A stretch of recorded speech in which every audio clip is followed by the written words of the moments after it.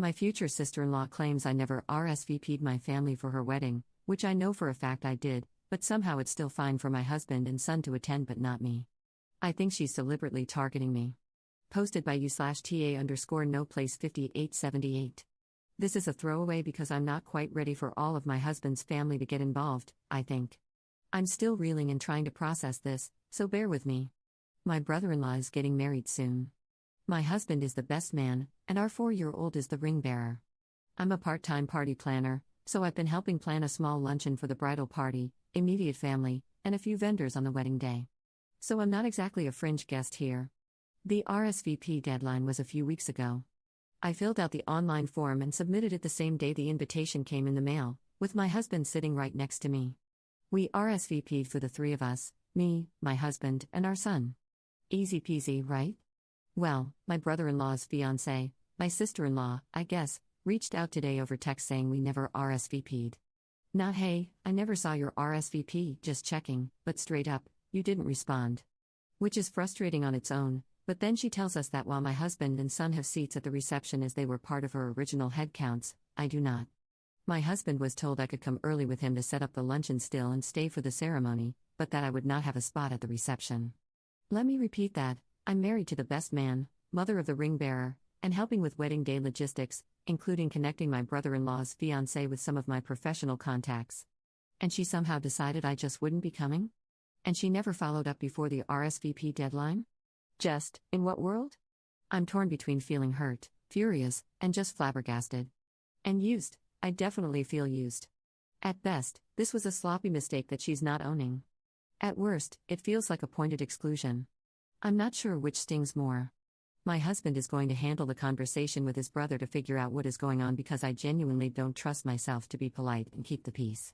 There was no other drama leading up to this that I was aware of. I have a good relationship with my in-laws. So yeah, this is totally out of left field for me and my husband. I would love to hear thoughts, especially from people who've gone through something similar. I don't typically touch weddings with work, so this is all new territory for me as a pseudo-vendor/guest.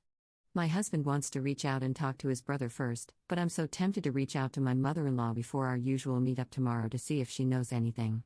Top/relevant comments. Commenter. You are smart to wait and let your husband talk to his brother. I'm flabbergasted also. That is freaking nuts. And this is coming from someone who is totally laid back, not someone who usually takes things personally.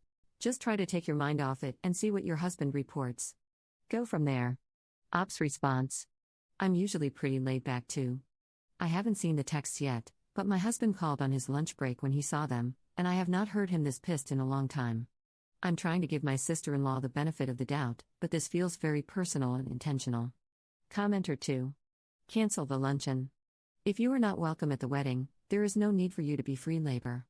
Ops response. I think I'm going to do this no matter what the outcome is.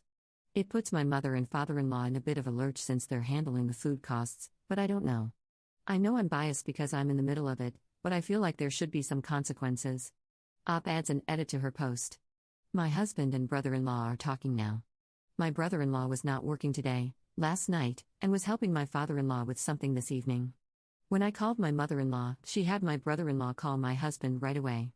From what my mother-in-law and I can hear, we're snoopy. My husband was muted on my brother-in-law's phone and my contact was deleted. My brother-in-law can't log into the wedding website, so he can't check to see if our RSVP was there.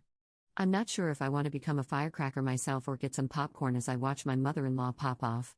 Op adds a second edit to her post. Okay, here's the last update for the night. I am tired and a bit overwhelmed by all of your responses. I'm sorry I haven't replied to them all, but I have read most of them. Again, thank you for your advice and just general support during this really weird and upsetting time. So, my husband finally got a hold of my brother-in-law after I called my mother-in-law. No one else knew this was going on. While they were talking, my brother-in-law tried logging into their wedding website to see if this was a mistake or misunderstanding, but couldn't log in. So he texted his fiancée to see if she changed the password, and she just told him to come home instead. This set off 3 things. 1. My brother-in-law ended the call with my husband to call his fiancée about why she couldn't answer a simple question. 2. My mother-in-law popped off about how dare that woman exclude op. 3. My mother and father-in-law popped off on my brother-in-law for already living with his fiancée. They are very religious and traditional and don't believe that a couple should live together before marriage. My husband and I sympathize with my brother-in-law. My brother-in-law and his fiancée argued over the phone. Apparently, she started claiming that it was an unfortunate glitch and it was too late to add another seat now. Then it was that we never jived, and would it really be so bad if I went home early? Plus, I could take our son home with me because he would be tired by then, at 5 p.m.? This woman does not know kids, I swear to God. Then it was that I've always been mean and excluded her from things, even though she's never invited me to any of the girly fun wedding events. At this point, my husband and I are glued to my phone as we're hearing yelling from all four of them until she hangs up. My brother-in-law is spending the night at his parents' and is unsure about the wedding now. He plans on going home tomorrow with my husband going with him for moral support. I'll be going with my husband to my in-laws to hang out until we hear back about the situation at the battlefront. Additional info from Op. I initially wasn't invited to the bridal shower. Then her mom brought it up at Easter dinner, and that's when I was awkwardly invited. I guess her vibe always felt off to me. She doesn't like my hobbies, specifically TTRPGs and video games. They're hobbies I have in common with my mother-in-law, and my sister-in-law stopped bashing them as much when she found out my mother-in-law also partakes in quests across Tamriel and the Forgotten Realms. Op adds a third edit to her post. Sorry, one more teeny 1 a.m. update. My husband is asleep, I should be too, but I'm still reeling and pissed. I thought to take a screen cap of the message she sent my husband for future proof, and it's gone. She used Facebook Messenger to text my husband, and it says her texts are deleted. Update 2 days later. I can't sleep after word vomiting this in my journal, so why not post the update? Just to clarify something from the original post, I did not plan everything for the wedding. I offered to bring food for a small luncheon between photos, 10 a.m., and the ceremony, 4 p.m., as dinner wasn't planned until 6 p.m. It was going to be a long day at a farm in the middle of nowhere. I offered to do it to be nice but also to make sure no one, specifically a certain 4-year-old, would be hangry for the ceremony. My sister-in-law also only used one of my vendor contacts, so with things going south, my professional reputation shouldn't really be impacted. The update, turns out, the no seat for op issue was the problem that broke my brother-in-law's relationship. And we're a bit upset my brother-in-law didn't talk to anyone about this until it blew up. Behind the scenes, my brother-in-law and his fiancée were having arguments about their future together. Most of these arguments centered around having kids. Early on, she gave the impression that she wanted children someday. But as they got more serious, she started backtracking. A few months ago, my brother-in-law realized that it's very likely she never wanted kids, but felt too invested in the relationship to leave. But he always imagined having a large family, so this really shook him. On top of that, she apparently had jealousy and insecurity issues. For my brother-in-law, I've been her latest target, WTF, which started when I turned down going to Amani/Petty with her. Why did I turn her down? My husband and son had rotavirus. Apparently, I was icing her out by not wanting to spread gastrointestinal doom.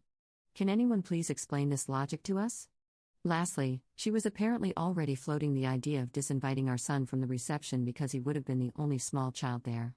My brother-in-law shut that down immediately, and my mother and father-in-law kept that knowledge from us to spare our feelings. Ergo, our lost RSVP was not a software glitch.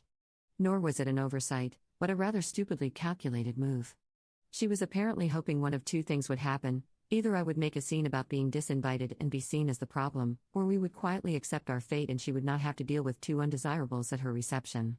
With all of this in mind, I can't figure out why she would have messaged my husband instead of me. Was she trying to cause more family drama? Again, the logic is not logicking.